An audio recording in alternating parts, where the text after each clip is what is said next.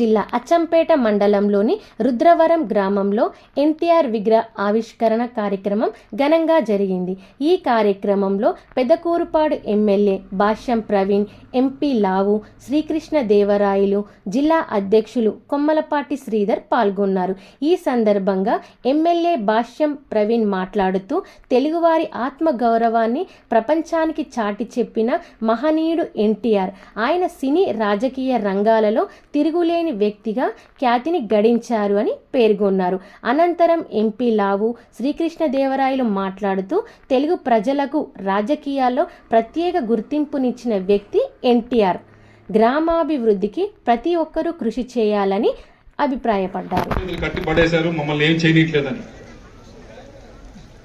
మీ అందరికీ ఉంది. ఏదో చెయ్యాలి, ఎక్కడో ఏదో ఆడి మీద కేసు పెట్టాలి, ఈ లోపలే ఇవన్నీ వీటన్నిటి మీద మనం టైం అంతా స్పెండ్ చేస్తే ఏదైతే గడిచిన 5 సంవత్సరాల్లో చేసి ఎటువంటి రిజల్ట్ అయితే 2024లో వచ్చిందో అపోజిషన్ పార్టీకి, అటువంటి రిజల్ట్ మనకు అనవసరం.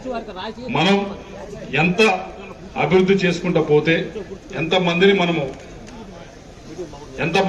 ఎన్ని కుటుంబాలకి మనం ఈ అభివృద్ధిని తీసుకుని వెళ్ళగలిగితే, దాంతో మనం చేసిన దాని మంచి పనులతో మనకి ఆకర్షితులై మన వైపు వచ్చేదానికి మనం అన్ని ప్రయత్నాలు చేసేదానికి మనం ముందుకు వెళ్ళాలి. అదే ఇందాక చెప్తా ఉన్నాను, ఎన్టీ రామారావు గారు